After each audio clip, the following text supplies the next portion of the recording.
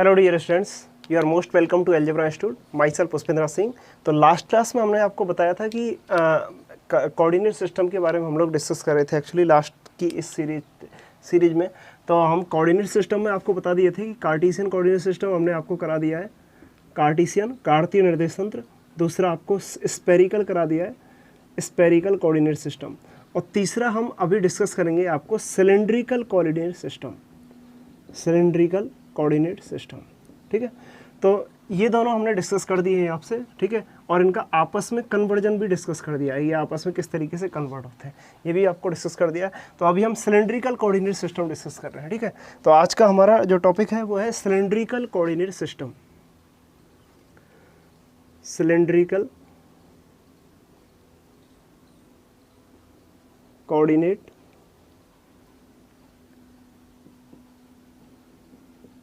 System, cylindrical coordinate system. Okay, बेलनीय निर्देश तंत्र, आप इसको लिख सकते हैं बेलनीय। ओके, बेलनीय, बेलनी निर्देश तंत्र।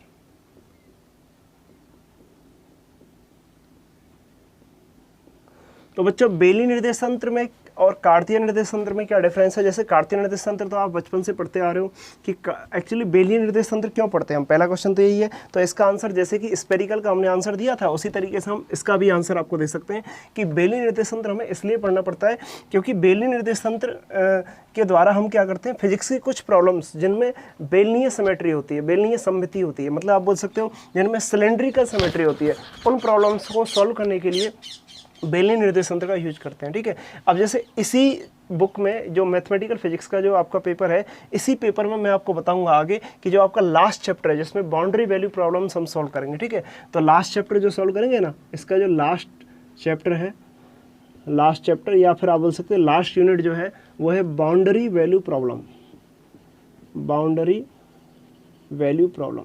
तो बाउंड्री वैल्यू प्रॉब्लम जो सॉल्व करेंगे, तो बाउंड्री वैल्यू प्रॉब्लम मतलब परिसीमा संबंधी समस्याएं। तो परिसीमा संबंधी समस्याएं जब सॉल्व करेंगे तो वहां पर हम सिलेंड्रिकल सिमेट्री के कुछ केसेस सॉल्व करेंगे। ठीक है, जिसमें यह रहता है कि आपके पास एक सिलेंडर होता है और उस सिलेंडर, ये सिलेंडर होता है और इसमें कहते हैं कि उस सिलेंडर पर यहाँ पर कुछ वैल्यूज फिक्स कर देते हैं, तो ये बाउंड्रीज पे कुछ वैल्यू फिक्स कर देते हैं किसी वेरिएबल की, और फिर हम उसके लिए उस प्रॉब्लम को सॉल्व करते हैं। तो डिफरेंशियल इक्वेशन वगैरह को हम सॉल्व करते हैं। तो ऐसी प्रॉब्लम्स को सॉल्व करने के लिए ना हम लोग बाउंड्री वैल्यू प्रॉब्लम्स को सॉल्व करने के लिए जो जिसमें बाउंड्री सिलेंडर होता है उसके लिए सिलेंड्रिकल कोऑर्डिनेट सिस्टम यूज करते हैं। तो सबसे पहले चैप्टर में इसलिए ये सारी चीज़ें हमको सिखाई जा रही हैं कि अगर कोई प्रॉब्लम स्पेरिकल सिमेट्री से रिलेटेड हो, या कोई प्रॉब्लम कार्टेशियन से रिलेटेड हो, तो या कोई प्रॉब्लम सिलेंड्रिकल से रिलेटेड हो, तो आपको उस प्रॉब्लम को किस तरीके से टैकल करोगे, किस तरीके से उस प्रॉब्लम को, उस सिचुएशन को हैंडल करोगे। ओके, तो देखो कार्तीय इस तरीके से हम बता देते हैं आपको सिलेंड्रिकल कोऑर्डिनेट सिस्टम में क्या क्या होता है। देखो, सबसे पहली बात होती है किसी भी निर्देश तंत्र में सबसे पहले उसके निर्देशांक क्या क्या है और उसके डायरेक्शंस क्या क्या है, ये आपको पता होना चाहिए। तो बेलनी निर्देश तंत्र में सबसे पहले हम आपको, देखो आप नोट बनाते चलना साथ साथ। ठीक है, तो बेलनी निर्देश तंत्र में सबसे पहले हम बात करते हैं निर्देशांकों की। निर्देशांक, तो बेलनी निर्देश तंत्र में कोऑर्डिनेट्स, तो बेलनी निर्देश तंत्र में जो निर्देशांक होते हैं वो होते हैं रो, फाई और जेड। ठीक है, जिस तरीके से जिस तरीके से आपको स्पेरिकल कोऑर्डिनेट सिस्टम में होते हैं ना आर थीटा फाई, उसी तरीके से यहाँ पे होते हैं रो फाई जेड। ठीक है, वहाँ पे होते हैं आर थीटा फाई, यहाँ पे क्या होते हैं रो फाई और जेड। ओके, तो वहाँ पे आर थीटा फाई होते हैं। जैसे हम यहाँ पे देखो साथ साथ कंपेयर करके भी बताते चलते हैं आपको कि जैसे स्पेरिकल में देखते हो ना आप, तो स्पेरिकल में क्या देखते हो, जैसे लास्ट क्लास में आप लोग, जिन लोगों ने लास्ट लेक्चर नहीं देखा वो लोग लास्ट लेक्चर देखो पहले, फिर इस पे आना। ठीक है, तो स्पेरिकल कोऑर्डिनेट सिस्टम में जो निर्देशांक होते हैं वो होते हैं आर थीटा और फाई। तो ये हम आपको बता चुके हैं कि आर कहाँ से मेजर करते हैं। आर जो होता है वो स्फीयर का सेंटर से रेडियस होता है, तो ये स्फीयर है, ये स्फीयर है, स्फीयर का रेडियस आर है। थीटा जो होता है वो जेड एक्सिस से मेजर किया जाता है, ये जेड एक्सिस से थीटा मेजर करते हैं। और फाई कहाँ से मेजर करते हैं, अगर यहाँ पे x axis y axis draw करें तो एक्स एक्सिस से इसका प्रोजेक्शन जो एंगल यहाँ पे इस तरीके से इसका जो प्रोजेक्शन होता है वो एक्स एक्सिस से जितने एंगल पे घूमता है उसको फाई से रिप्रेजेंट करता है। उसी तरीके से यहाँ पे रो थीटा, रो फाई और जेड का मीनिंग भी आपको बताएंगे। ठीक है, इस तरीके से स्पेयर में होता है। ओके, और स्पेयर में 3 कोऑर्डिनेट्स होते हैं r, थीटा और फाई। उसी तरीके से यहाँ पर 3 कोऑर्डिनेट होते हैं रो, फाई और जेड। क्लियर? ओके, अभी देखो ये तो निर्देशांक हो गए। अब डायरेक्शंस की बात करें, दिशाएं, तो इसमें कौन कौन सी डायरेक्शंस होती हैं? तो डायरेक्शंस, ओके, डायरेक्शंस, तो डायरेक्शंस से दिशाएं। तो इसमें भैया जो दिशाएं होती हैं, तो इसमें 3 दिशाएं होती हैं। जिस तरीके से वहाँ पे क्या होता है r cap, theta cap, phi cap, उसी तरीके से यहाँ पे होता है rho cap, phi cap, Z cap. तो 3 दिशाएं हो गई, rho cap, phi cap, Z cap. Okay, तो रो कैप, फाई कैप और जेड कैप। और इसमें ये रहता है कि ये तीनों दिशाएं जिस तरीके से आर, थीटा, फाई परपेंडिकुलर होते हैं, जिस तरीके से आई कैप, जे कैप, के कैप तीनों एक दूसरे के लंबवत होते हैं, उसी तरीके से ये भी तीनों दिशाएं एक दूसरे के लंबवत होती हैं। रो कैप इज लंबवत perpendicular to phi cap is perpendicular to z cap. तीनों दिशाएं एक दूसरे के लंबवत होती हैं, इसलिए हम कहते हैं कि बेली निर्देश तंत्र जो है वो लांबिक निर्देश तंत्र है। ये ऑर्थोगोनल कोऑर्डिनेट सिस्टम है। ओके, बेली निर्देश तंत्र जो है वो कैसा निर्देश तंत्र है? लांबिक है। तो लांबिक क्यों है? क्योंकि ये तीनों दिशाएं एक दूसरे के लंबवत होती हैं। तो हम कहते हैं कि इसलिए ये तीनों दिशाएं एक दूसरे के लंबवत है, इसलिए हम कहेंगे कि बेलनी निर्देश तंत्र लांबिक है। इसलिए बेलनी निर्देश तंत्र लांबिक है। बेलनी निर्देश तंत्र लांबिक निर्देश तंत्र है, लांबिक निर्देश तंत्र है। तो बेलनी निर्देश तंत्र लांबिक है। लांबिक होने का मतलब इंग्लिश में बोलते हैं लांबिक को बेटा ऑर्थोगोनल। ठीक है, तो ये ऑर्थोगोनल है। तो ये ऑर्थोगोनल निर्देश तंत्र है क्योंकि इसमें तीनों दिशाएं जो होती हैं rho cap, phi cap, Z cap तीनों एक दूसरे के लंबवत होती हैं। ठीक है, अब यहाँ पे बात करते हैं कि जिस तरीके से स्पेरिकल में मैंने आपको बताया कि यहाँ पे स्पेरिकल में जो दिशाएं हैं r cap, theta cap, phi cap, r cap, theta cap और फाई कैप, ये तीनों दिशाएं किसी सरफेस के परपेंडिकुलर होते हैं, या फिर हम बोलते हैं कि ये तीनों दिशाएं किसी सरफेस के अभिलंबों को रिप्रेजेंट करती हैं, अभिलंबों को प्रदर्शित करती हैं। ये तीनों डायरेक्शंस किसी सरफेस के बोल सकते हैं किसी सरफेस के नॉर्मल्स को रिप्रेजेंट करती हैं। तो यहाँ पर कौन कौन से नॉर्मल्स को रिप्रेजेंट करेंगी, किस किस सरफेस के नॉर्मल को रिप्रेजेंट करेंगी? Rho cap, phi cap, Z cap, वो हम आपको बता देते हैं। देखो, स्पेरिकल कोऑर्डिनेट सिस्टम जो होता है वो 3 सरफेसों से मिलकर बना हुआ होता है। 3 सरफेस कौन कौन से होते हैं? तो सबसे पहली बात तो पहला सरफेस, देखो हम पहले स्पेरिकल कोऑर्डिनेट सिस्टम ड्रॉ करके आपको दिखाते हैं। ठीक है, तो देखो एक्चुअली आप इस तरीके से ड्रॉ कर सकते हो। मान लो आपके पास, आप इस तरीके से ड्रॉ कर दिए कि आप सबसे पहले एक सिलेंडर ड्रॉ कर लो। ये आप एक सिलेंडर ड्रॉ कर लिए। इस सिलेंडर कब बनेगा ये? जब इसका नीचे वाला जो सरफेस है वो स्पेरिकल होगा। जब ये सरफेस इसका स्पेरिकल होगा तो ये सिलेंडर बन जाएगा, और उसी तरीके से ये वाला सरफेस भी इसका स्पेरिकल होगा। ओके, तो ये क्या बन जाएगा? एक सिलेंडर को रिप्रेजेंट करेगा। राइट, तो ये क्या है? एक सिलेंडर है। ओके, इस सिलेंडर का ये वाला सरफेस है, ये सर्कुलर सरफेस है, और ये वाला सरफेस भी क्या है? सर्कुलर सरफेस है। और ये क्या है इसका? ये इसका वक्र पृष्ठ है। एक्चुअली सिलेंडर जो है वो आपको इस तरीके से दिखेगा। देखो इस तरीके से, जैसे मान लो ये ले लिया हमने, है ना, तो ये सिलेंडर है। ओके, तो सिलेंडर का ये वाला जो सरफेस है ये कर्व सरफेस है। ओके, ये कर्व सरफेस है, लेकिन जब इसको 2D में देखेंगे तो 2D में तो ऐसा ही दिखेगा ना। तो ये कर्व सरफेस हो गया इसका, तो this is curve surface. Okay, तो ये इसका कर्व सरफेस है, कर्व सरफेस, वक्र पृष्ठ,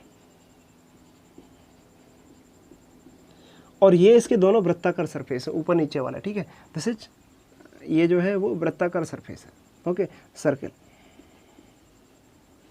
तो ये सर्कुलर प्लेन है। अभी देखो, अगर मैं यहाँ पर मैं अगर ओरिजिन डिसाइड करता हूँ, ठीक है, तो यहाँ पे आप देखो कि इस तरीके से हम ले सकते हैं कि मान लो ये मैंने एक्स एक्सिस ले लिया, this is x axis. Actually x axis ऐसे बाहर की तरफ है, तो मैं यहाँ पे एक्स एक्सिस ऐसे दिखा रहा हूँ, और ये मैंने यहाँ पर इस तरीके से ये मैंने वाई एक्सिस डिसाइड कर दिया, this is y axis. Okay, और इसके परपेंडिकुलर इस पॉइंट से ये हो गया जेड एक्सिस। ओके, तो ये हमने जेड एक्सिस ले लिया। ठीक, अभी आप देखो, अगर आप 3D में कोई पॉइंट लेते हो, अगर आप 3D में कोई भी पॉइंट लेते हो, तो यहाँ पर मान लो 3D में एक पॉइंट आपने यहाँ स्पेस में ले लिया। ठीक है, तो ये स्पेस में एक पॉइंट हो गया, ये P पॉइंट अगर आपने ले लिया इस तरीके से, तो P पॉइंट के कोऑर्डिनेट्स क्या होंगे? x, y, z। और अगर इसके हिसाब से देखा जाए तो रो, फाई और जेड होंगे। ठीक है, अभी हम डिसाइड कर रहे हैं कि rho cap, phi cap, Z cap किस तरफ मेजर हमें करने हैं। तो ये actually rho cap, phi cap, Z cap किस सरफेस के परपेंडिकुलर है। ओके, तो यहाँ पे देखो, यहाँ पर रो कैप कहाँ पे मेजर किया जाता है। एक्चुअली रो कैप क्या है पता है, रो कैप जो है वो इस स्फीयर के सर्किल का रेडियस है। रो क्या है एक्चुअली, रो कैप तो डायरेक्शन है, रो क्या है, इस स्फीयर के ये जो ये जो सिलेंडर आपको दिख रहा है, इस सिलेंडर के सर्कुलर पार्ट का, ये जो सर्कल है ना, इस सर्कल का रेडियस है। तो ये जो सिलेंडर है, इस सिलेंडर के सर्कल का रेडियस, ठीक है, तो सिलेंडर के बॉटम का रेडियस है, आप ऐसे बोल सकते हो, सिलेंडर के बॉटम का रेडियस है, ठीक है। तो सिलेंडर के बॉटम का रेडियस है, सिलेंडर के बॉटम का रेडियस है। बॉटम कैसा है सिलेंडर का, सर्कुलर है, तो ये सिलेंडर के बॉटम का रेडियस है, बॉटम का रेडियस।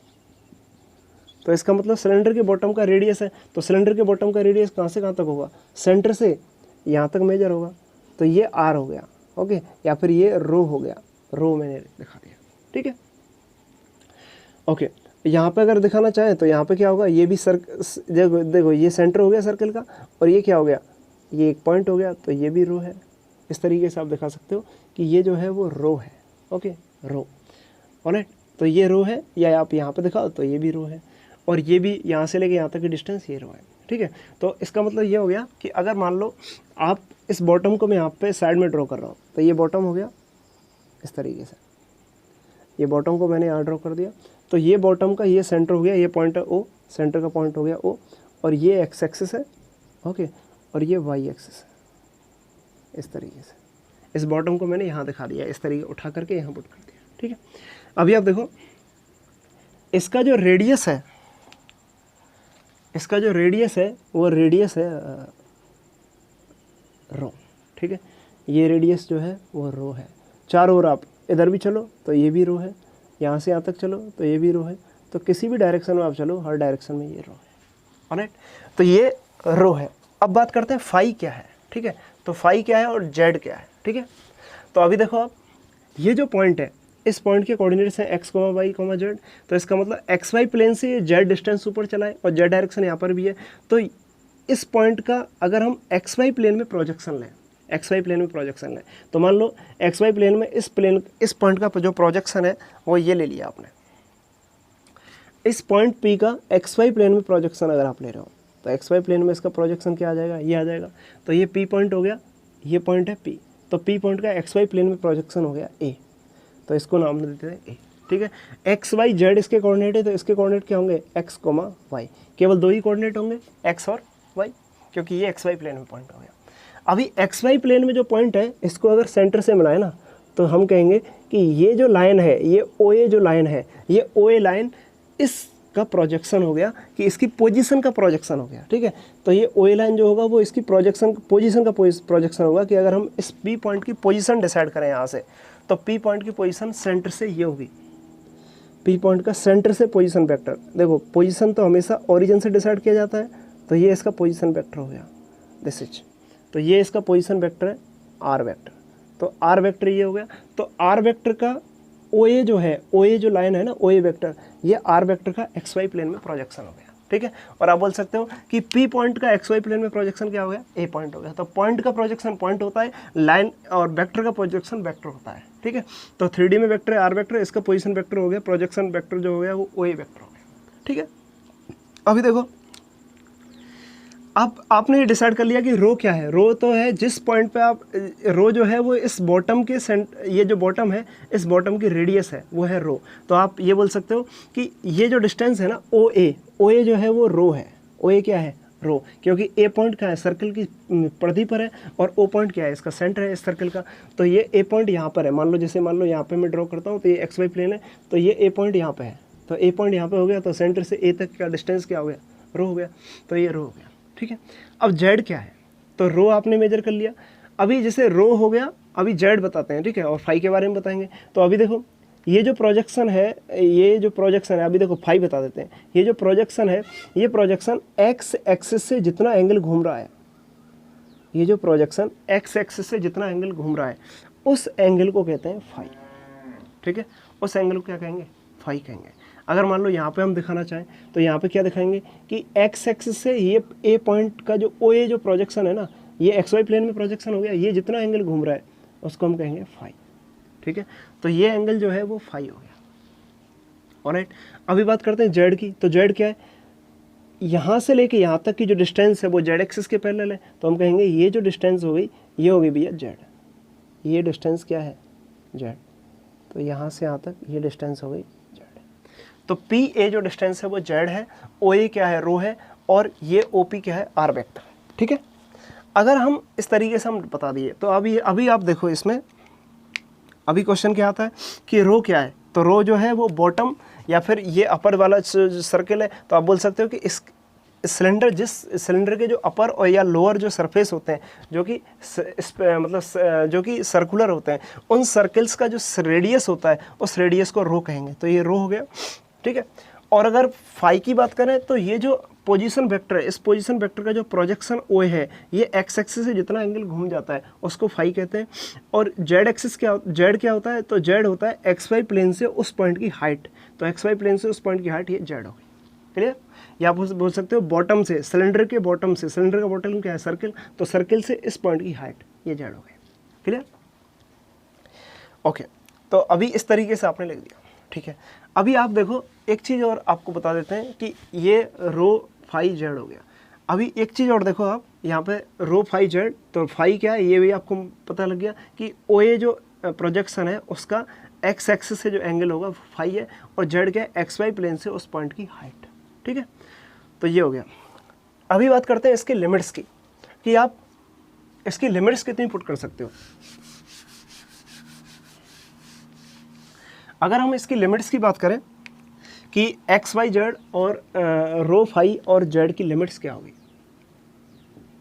लिमिट्स कि रो फाई जेड की लिमिट आप कितनी पुट करोगे। तो देखो रो की लिमिट आप कितनी रख सकते हो। रो क्या है, रो द रेडियस है। ठीक है, रेडियस सिलेंडर का रेडियस है। रेडियस क्या होती है, डिस्टेंस। ओके, और डिस्टेंस हमेशा क्या होती है, पॉजिटिव होती है। तो इसका मतलब या फिर जीरो हो सकती है। ठीक है, यहाँ पे जीरो हो सकती है। जैसे मान लो आपने सर्कल ले लिया, तो सर्कल एक पॉइंट हो गया तो इसका रेडियस जीरो हो गया, और इस तरीके से बढ़ता गया तो रेडियस इंक्रीज होती गई, और रेडियस इंक्रीज हुई, रेडियस इंक्रीज हुई। तो रेडियस हमेशा जीरो से स्टार्ट होती है और अनंत तक जाती है। ठीक है, तो इसका मतलब देखो जीरो से स्टार्ट हुई है और अनंत तक जा रही है। तो अगर रो की लिमिट बात करें तो रो क्या है, रेडियस ऑफ सर्कल है। तो रो जब रेडियस ऑफ सर्कल है ना, तो रो की लिमिट होगी जीरो से अनंत तक। तो इसका मतलब आप ऐसे बोल सकते हो कि रो स्टार्ट होता है जीरो से। ओके, जीरो के बराबर भी हो सकता है या उससे ज़्यादा ही होगा। ओके, और लेस देन होगा इन्फाइनाइट से। ठीक है, लेस देन होगा इन्फाइनाइट, मतलब इन्फाइनाइट तक जाएगा। एग्जैक्टली इन्फाइनाइट तो हम बराबर कभी भी नहीं रख सकते ना, तो क्योंकि ये अनडिटरमाइंड लिमिट है, अनडिटरमाइंड लिमिट को कभी इक्वल नहीं करते। ठीक है, तो ये रो का लिमिट हो गया। अभी बात करते हैं फाई का लिमिट क्या होगा। ठीक है, तो फाई का लिमिट क्या होगा, देखो फाई का लिमिट क्या होगा। तो फाई क्या है, एंगल है। ठीक है, और एंगल जो है ये आप इस तरीके से बता सकते हो। देखो यहाँ पे क्या है, ये एक प्लेन बन रहा है। जैसे हम बात करें ना, तो ये क्या है, एक यहाँ पर इस तरीके से बात करें कि एक यहाँ पर प्लेन ड्रॉ हो रहा है। ये इस तरीके से यहाँ पे एक प्लेन बन रहा है।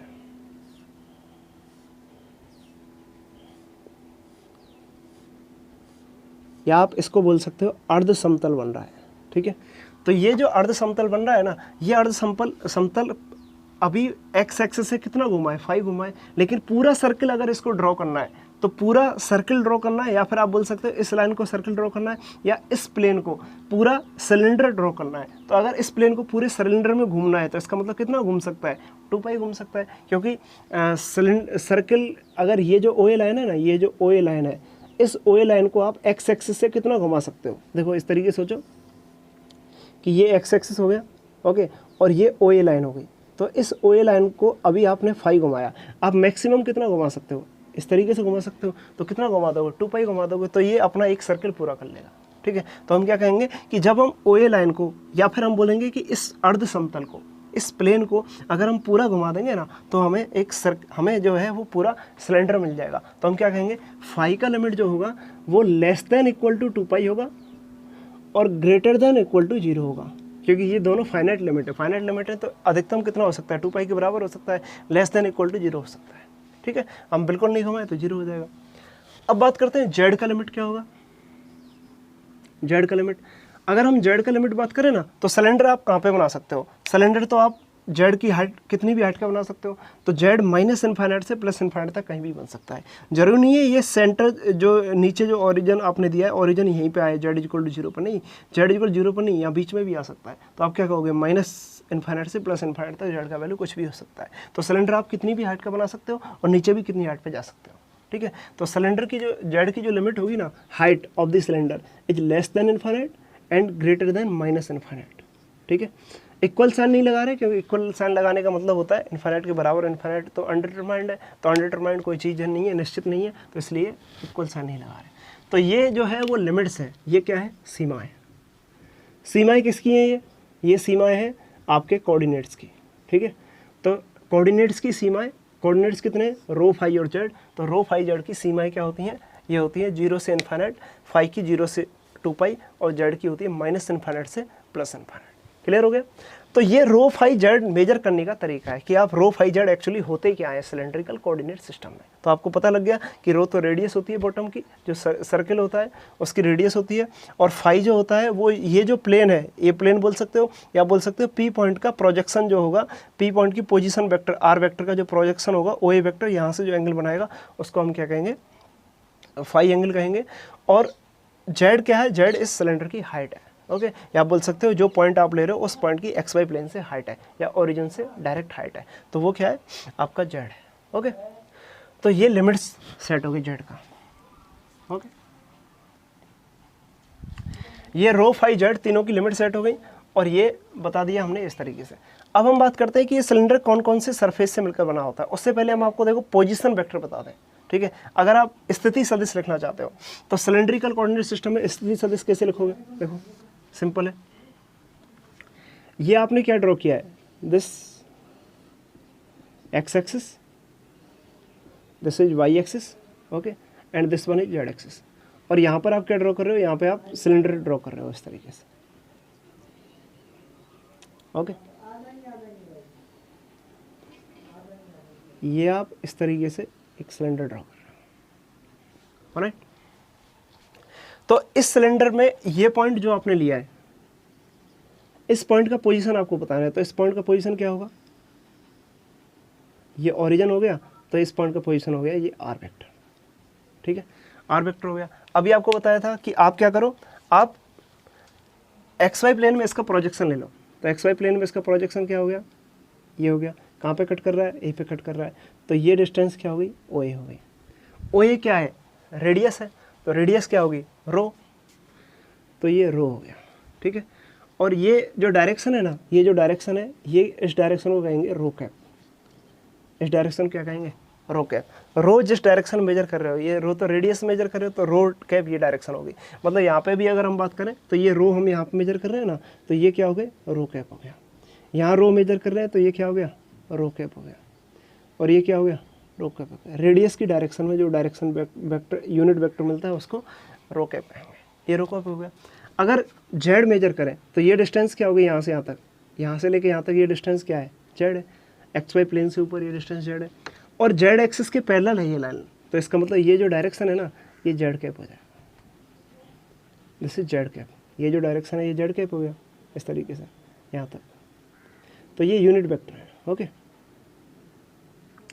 तो ये जेड कैप हो गया, तो ये इस तरीके से, ठीक है। अभी आपको पोजीशन वेक्टर लिखना है, तो पोजीशन वेक्टर आप क्या लिख सकते हो, आर वेक्टर। यहाँ पे क्या देखो, एक ट्राइंगल बन रहा है ना, ये पी पॉइंट हो गया, ये ए पॉइंट हो गया, ये ओ हो गया। तो इन ट्राइंगल पी ओ ए, तो इस ट्राइंगल में आप क्या देख रहे हो, वेक्टर लॉ एडिशन लगा दो। तो वेक्टर एडिशन लॉ क्या लगाओगे कि एक वेक्टर तो इस तरीके से जा रहा है, एक वेक्टर तो ऐसे जा रहा है, ओके, एक वेक्टर इस तरीके से जा रहा है ऐसे, और एक वेक्टर इस तरीके से इन दोनों को ऐड कर रहा है ऐसे, ये हो रहा है यहाँ पे देखो। तो दिस वन इज रो और इसकी एक्चुअली ये वाई है यहाँ पर, है ना। तो ये रो और डायरेक्शन क्या है, रो कैप। ये क्या है, जेड और डायरेक्शन क्या है, जेड कैप। और ये क्या है, आर वेक्टर। तो R vector is equal to क्या हो गया, R vector is equal to हो गया rho cap plus Z cap, ठीक है। वेक्टर एडिशन का ट्रायंगल रूल आप जानते हो ना, वेक्टर एडिशन के ट्रायंगल रूल से ये मैंने सॉल्व किया है। एक्चुअली वेक्टर एडिशन का ट्रायंगल रूल ये होता है, वेक्टर एडिशन का ट्रायंगल रूल क्या होता है, वेक्टर एडिशन का ट्रायंगल रूल। तो अगर दो वेक्टर इस तरीके से हो, अगर दो वेक्टर इस तरीके से, एक वेक्टर ऐसे हो गया, दूसरा वेक्टर इस तरीके से हो गया, ठीक है, तो तीसरा जो वेक्टर होता है वो इस तरीके से हो, इस तरीके से हो, ठीक है। तो एक वेक्टर इस तरीके से, देखो दोनों एक दूसरे के पीछे को पकड़ रहे हैं, मतलब एक दूसरे के पीछे जा रहे हैं इस तरीके से कि ये कैसे, दूसरा फिर उसी के आगे हो गया, उसी डायरेक्शन में, ठीक है। तो पहले का देखो, पहले वेक्टर का ये टेल है, ये हेड है, दूसरे वेक्टर का ये टेल है, ये हेड है, ये इस तरीके से रखे हुए हैं कि दूसरे का हेड पहले का हेड दूसरे के टेल पे कनेक्ट हो रहा है यहाँ पर। तो आप देखो जो रिजल्टेंट होगा वो पहले के टेल से स्टार्ट होगा और दूसरे के हेड पे जाएगा। तो ये रिजल्टेंट जो होगा ना, ये अगर ए वेक्टर है, ये अगर बी वेक्टर है, तो ये रिजल्टेंट होगा A vector plus B vector. Clear? तो आप क्या बोल सकते हो कि ये जो वेक्टर होगा, ये देखो ये पहला वेक्टर, ये दूसरा वेक्टर इसी लॉ को फॉलो कर रहा है, तो ये वेक्टर आर वेक्टर बराबर rho rho cap plus Z Z cap हो जाएगा।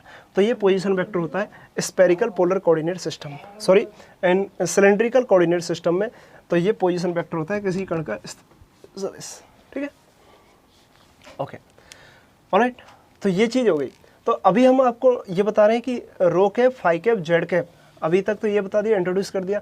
अभी हम बताएंगे rho cap, phi cap, Z cap किन किन प्लेन्स के परपेंडिकुलर होते हैं और ये सिलेंडर किन किन प्लेन से बना हुआ मान सकते हैं, cylindrical coordinate system. Okay,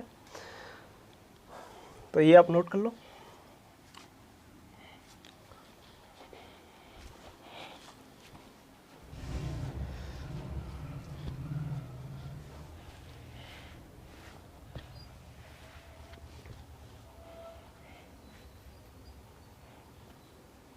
okay, तो अभी देखो rho cap, phi cap, Z cap किन किन से मिलकर बना हुआ होता है, ठीक है। तो ये हम आपको बता रहे हैं, ठीक है। तो अभी देखो rho cap, phi cap, Z cap को अगर हम डिसाइड करेंगे तो इसको मिटा देते हैं, ठीक है।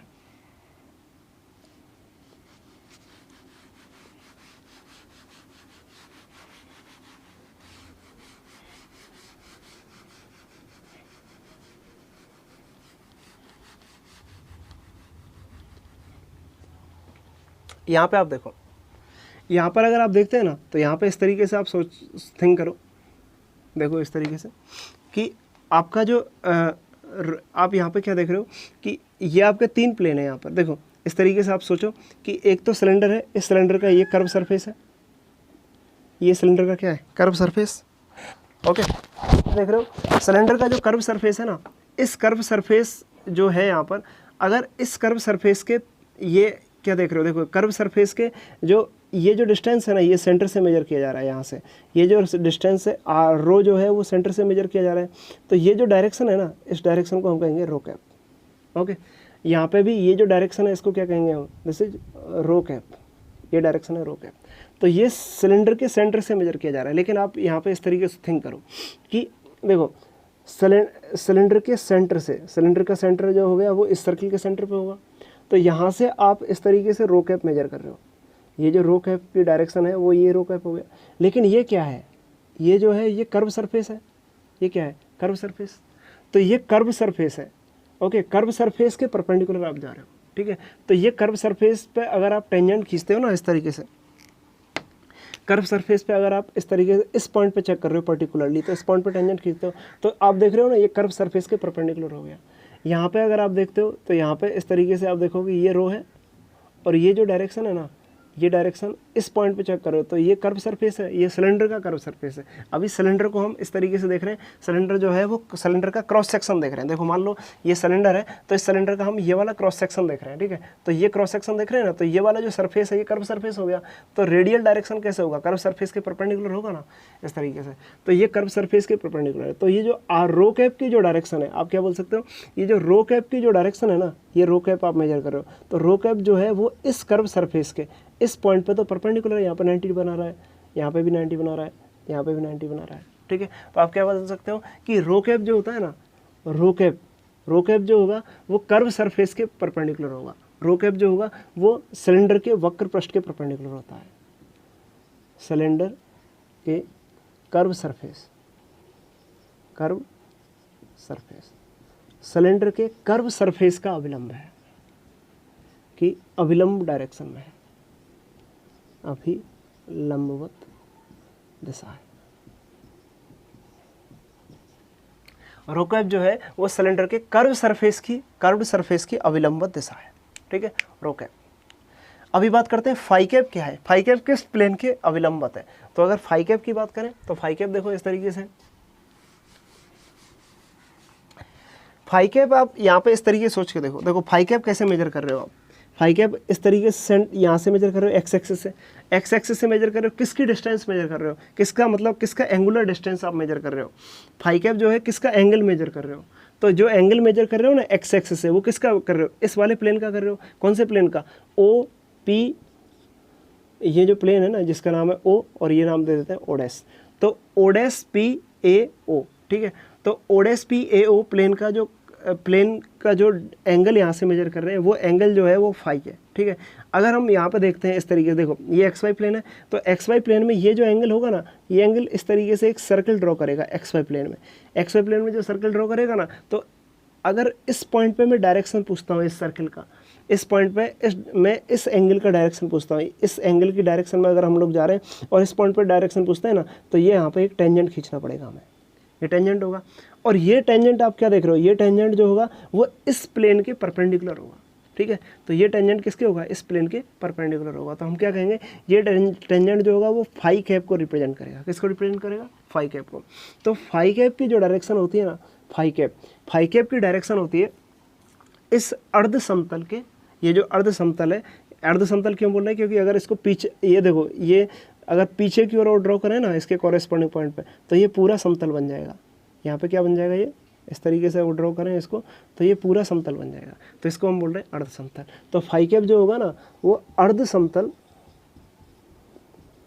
अर्ध समतल, ठीक है, या हाफ प्लेन, ठीक है। हाफ प्लेन का नाम क्या रह दिया हमने, ओडेस पी ए ओ, ठीक है। अर्ध समतल ओडेस पी ए ओ की अभिलंबवत दिशा है, की अभिलंबवत दिशा है, अभिलंबवत दिशा है, ठीक है। तो ये इसके परपेंडिकुलर है, फाई कैप जो है वो इस अर्ध समतल के परपेंडिकुलर है। अब बात करते हैं जेड कैप किसके परपेंडिकुलर है। तो जेड कैप की अगर बात करें ना, तो जेड कैप किसके परपेंडिकुलर है। तो जेड कैप आप देखो, जेड कैप किसके परपेंडिकुलर, जेड कैप किस प्लेन का परपेंडिकुलर है, तो किस प्लेन का अभिलंब है। तो देखो नॉर्मली जेड कैप किसके परपेंडिकुलर है, ये जो प्लेन आपको दिख रहा है ना, ये प्लेन के परपेंडिकुलर जेड कैप। तो आप यहाँ पर कोई भी एक सर्कुलर प्लेन ले लो, उस हर एक सर्कुलर प्लेन के परपेंडिकुलर होगा जेड कैप। किसी भी प्लेन पे आप चेक करो, इस प्लेन पे चेक करोगे तो इस प्लेन के परपेंडिकुलर है जेड कैप। तो जेड कैप का डायरेक्शन क्या होगा, ये ना जेड कैप का डायरेक्शन, तो ये जेड कैप इस प्लेन के परपेंडिकुलर है।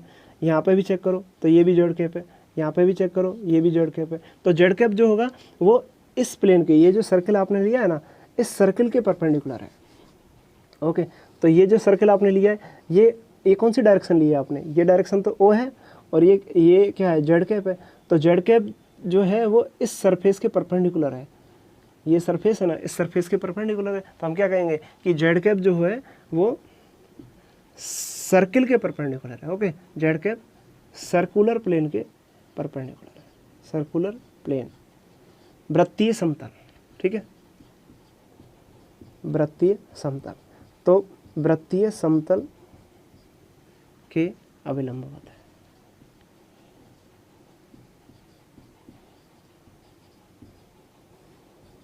ठीक है। तो जेड कैप जो है वो वृत्तीय समतल के अभिलंबवत है। तो ये rho cap, phi cap, Z cap किस किस के परपेंडिकुलर होते हैं, ये हमने आपको बता दिया। तो अब आप क्या बोल सकते हो कि जब ये तीनों डायरेक्शन जो है वो तीनों डायरेक्शन आप क्या जानते हो कि rho cap, phi cap, Z cap समतल में तीनों एक दूसरे के परपेंडिकुलर होती हैं, और ये इन तीन प्लेनों के अभिलंब में, इसका मतलब ये जिन प्लेनों के अभिलंब में वो प्लेन भी एक दूसरे को लंबवत ही प्रतिच्छेद करेंगे। तो हम क्या बोल सकते हैं कि सिलेंड्रिकल कोऑर्डिनेट सिस्टम ऐसा निर्देश तंत्र होता है जिसमें तीन प्लेन, कौन से तीन प्लेन, जिसका अभिलंब रो कैप है, जिसका अभिलंब फाई कैप है, जिसका अभिलंब जेड कैप है, तीनों प्लेन एक दूसरे को लंबवत प्रतिच्छेद करते हैं, अभिलंबवत प्रतिच्छेद करते हैं, तो हमें सिलेंड्रिकल कोऑर्डिनेट सिस्टम प्राप्त होता है, ठीक है। तो हम क्या बोल सकते हैं, सिलेंड्रिकल कोऑर्डिनेट सिस्टम का डेफिनेशन हम बोले तो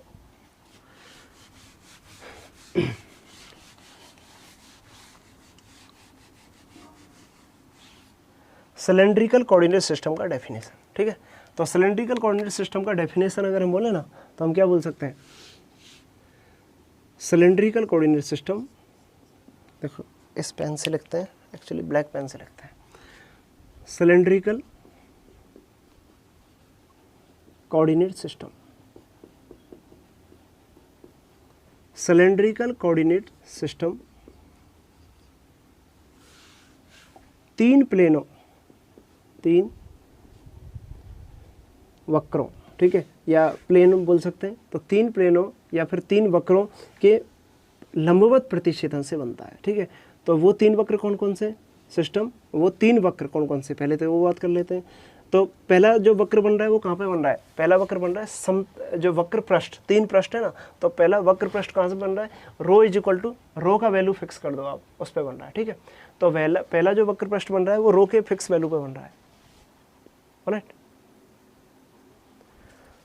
तो पहला जो वक्र पृष्ठ बनेगा वो रो इज इक्वल टू फिक्स पे बनेगा। इसका मतलब रो का वैल्यू आप फिक्स कर रहे हो, रो इज इक्वल टू C1। अगर आप रो क्या है, रेडियस है, rho is equal to C1 fix करोगे ना, तो आपको वक्र पृष्ठ मिलेगा।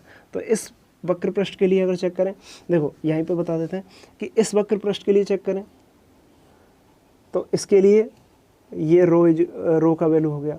इस वाले वक्र पृष्ठ के लिए चेक करें, तो इसके लिए ये रो का वैल्यू हो गया, ये रो का वैल्यू हो गया यहाँ से यहाँ तक, ठीक है, ये रो हो गया। अगर और कोई वक्र पृष्ठ लें, तो जैसे मान लो यहाँ पे एक वक्र पृष्ठ लेते हैं ये वाला, तो इसके लिए रो का वैल्यू क्या हो जाएगा, ये रो का वैल्यू हो जाएगा इस तरीके से। तो हम क्या बोल रहे हैं कि रो की डिफरेंट वैल्यू, तो रो की वैल्यू हम फिक्स करेंगे, तो रो इज इक्वल टू C1 के लिए एक वक्र पृष्ठ मिलेगा, ठीक है। तो रो इज इक्वल टू C1 का वक्र पृष्ठ, rho is equal to C1 का वक्र पृष्ठ, ठीक है। अब रो ले लिया हमने, और दूसरा क्या, फाई, तो phi is equal to C2, phi is equal to C2 हम ले लिया ना, तो इसका मतलब क्या हो गया कि फाई एंगल के लिए एक अर्ध समतल फिक्स कर दिया। तो phi is equal to C2 का अर्ध समतल, phi is equal to C2 नाम का अर्ध समतल। तो ये phi is equal to C2 पर एक अर्ध समतल मिल गया कि फाई की फिक्स वैल्यू पर, एक C2 का मतलब कांस्टेंट, तो फाई की एक कांस्टेंट वैल्यू पे हमें एक अर्ध समतल मिलेगा। और Z is equal to C3, Z is equal to C3 पे क्या मिलेगा, एक वृत्तीय प्लेन, वृत्तीय समतल। Z is equal to C3 पर एक हमें सर्कुलर प्लेन मिलेगा या वृत्तीय समतल मिलेगा, ठीक है। तो देखो एक्चुअली क्या है, इस तरीके से जो आप सिलेंडर ले रहे हो ना, इस तरीके से ये सिलेंडर आपने ले लिया, अगर आपने यहाँ ओरिजिन ले लिया, ये Z एक्सिस है, तो यहाँ ओरिजिन ले लिया, यहाँ पे Z बराबर 0 है, तो Z बराबर 0 पे एक समतल मिल रहा है, यहाँ पे Z की वैल्यू कुछ वैल्यू हो गई, उस पर एक समतल सर्कल मिल रहा है, तो ये भी एक प्लेन है, ये भी एक प्लेन है, और ये भी एक प्लेन है। तो Z की फिक्स वैल्यू पे आप चेक कर रहे हो, Z की वैल्यू 0 हो गई, यहाँ पे Z की वैल्यू मान लो कुछ भी हो गई, 5 हो गई, Z की वैल्यू 10 हो गई। तो एक फिक्स वैल्यू के लिए Z is equal to C3 पर एक समतल मिल रहा है, वो समतल क्या है, वृत्तीय प्लेन है। तो ये वृत्तीय प्लेन, अर्ध समतल प्लेन और वक्र पृष्ठ प्लेन, तीनों के अविलंबत, तीनों की जो डायरेक्शंस हैं वो एक दूसरे को लंबवत काटती हैं, तो इसका मतलब तीनों प्लेन भी एक दूसरे को लंबवत प्रतिच्छेद करते हैं। तो सिलेंड्रिकल कोऑर्डिनेट सिस्टम में rho is equal to C1, phi is equal to C2 और Z is equal to C3, ये तीनों प्लेन, ठीक है। तो तीनों पृष्ठ, ओके, तीनों पृष्ठ परस्पर लंबवत प्रतिच्छेद करते हैं, परस्पर लंबवत प्रतिच्छेद करते हैं, प्रतिच्छेद करते हैं, ठीक है। म्यूचुअली अब बोल सकते हो आप परस्पर लंबवत प्रतिच्छेद करते हैं, ठीक है। तो ये ऑर्थोगन बोल सकते हो आप कि नॉर्मली इंटरसेक्ट करते हैं एक दूसरे को, ठीक है। आप बोल सकते हो इसको कि ये नॉर्मली एक दूसरे को इंटरसेक्ट करते हैं, ठीक है। तो mutually intersect each other, okay, normally intersect each other, इस तरीके से बोल सकते हो कि परस्पर नॉर्मली इंटरसेक्ट करते हैं। लंबवत का मतलब है नॉर्मली, नॉर्मली, और प्रतिच्छेद का मतलब हो गया इंटरसेक्ट। तो ये एक दूसरे को इंटरसेक्ट करते हैं, लेकिन इंटरसेक्ट जब करेंगे ना तो वो नॉर्मली करेंगे। तो इसका मतलब हम कहेंगे सिलेंड्रिकल कोऑर्डिनेट सिस्टम एक ऐसा निर्देश तंत्र होता है जो तीन पृष्ठों से मिलकर बना हुआ होता है, जिसमें तीन पृष्ठ rho is equal to C1, phi is equal to C2 और Z is equal to C3 तीनों एक दूसरे को लंबवत प्रतिच्छेद करते हैं, ठीक है। Rho is equal to C1 जो वक्र पृष्ठ है उसकी जो डायरेक्शंस होती है, अविलंबत जो डायरेक्शन है वो रो कैप है, और phi is equal to C2 समतल की जो डायरेक्शन है वो फाई कैप है, और Z is equal to C3 की जो समतल की डायरेक्शन है, जो अविलंबत डायरेक्शन है वो Z कैप है। इसके अविलंबत Z कैप है, अर्ध समतल के लंबवत फाई कैप है, और सिलेंडर और जो कर्व सरफेस है, कर्व सरफेस के लंबवत रो कैप है। तो जब ये तीनों एक दूसरे को लंबवत प्रतिच्छेद करते हैं तो ये तीनों डायरेक्शन भी एक दूसरे के लंबवत होती हैं। क्लियर है। तो इसलिए हम कहते हैं कि सिलेंड्रिकल कोऑर्डिनेट सिस्टम जो होता है वो लांबिक निर्देश तंत्र है। तो एक क्वेश्चन भी आता है कभी कभी कि सिलेंड्रिकल कोऑर्डिनेट सिस्टम लांबिक क्यों है, तो आप उसका आंसर क्या देंगे कि सिलेंड्रिकल कोऑर्डिनेट सिस्टम लांबिक इसलिए है क्योंकि उसमें 3 पृष्ठ जो होते हैं वो तीनों एक दूसरे को लंबवत प्रतिच्छेद करते हैं, या उसकी तीनों डायरेक्शन एक दूसरे को लंबवत प्रतिच्छेद करती हैं, इसलिए हम कहते हैं कि सिलेंड्रिकल कोऑर्डिनेट सिस्टम लांबिक निर्देश तंत्र है। क्लियर। तो सिलेंड्रिकल कोऑर्डिनेट सिस्टम के बारे में ये सब हमने देख लिया कि सिलेंड्रिकल कोऑर्डिनेट सिस्टम को, कि बेलनीय निर्देश तंत्र को हम किस तरीके से डिफाइन करते हैं, उसका डेफिनेशन क्या है, ये उसका डेफिनेशन है। बेलनीय निर्देश तंत्र में निर्देशांक कौन कौन से होते हैं, तो रो फाई जेड तीनों इसमें निर्देशांक होते हैं, रो फाई और जेड, ठीक है। उनकी लिमिट्स क्या होती हैं, तो ये उनकी लिमिट्स होती हैं, और उसमें डायरेक्शंस कौन कौन सी होती हैं, तो rho cap, phi cap, Z cap तीनों डायरेक्शंस होती हैं। कौन कौन से पृष्ठ होते हैं, किस तरीके से बनते हैं, और उसमें पोजीशन वेक्टर क्या होता है, R vector is equal to rho cap plus Z Z cap होता है। क्लियर। ऑलराइट, तो ये हमारा सिलेंड्रिकल कोऑर्डिनेट सिस्टम हो गया कंप्लीट। ठीक है, तो अभी हम देखते हैं, अगर टाइम रहा तो और आगे कंटिन्यू करेंगे। ओके, ठीक है। तो अभी नेक्स्ट क्लास में हम लोग आपको डिस्कस करेंगे कि आगे इसमें लाइन एलिमेंट क्या होता है, वॉल्यूम एलिमेंट क्या होता है, और एरिया एलिमेंट कौन कौन से बनते हैं। ओके, तो आज यहीं स्टॉप करते हैं। Thank you very much.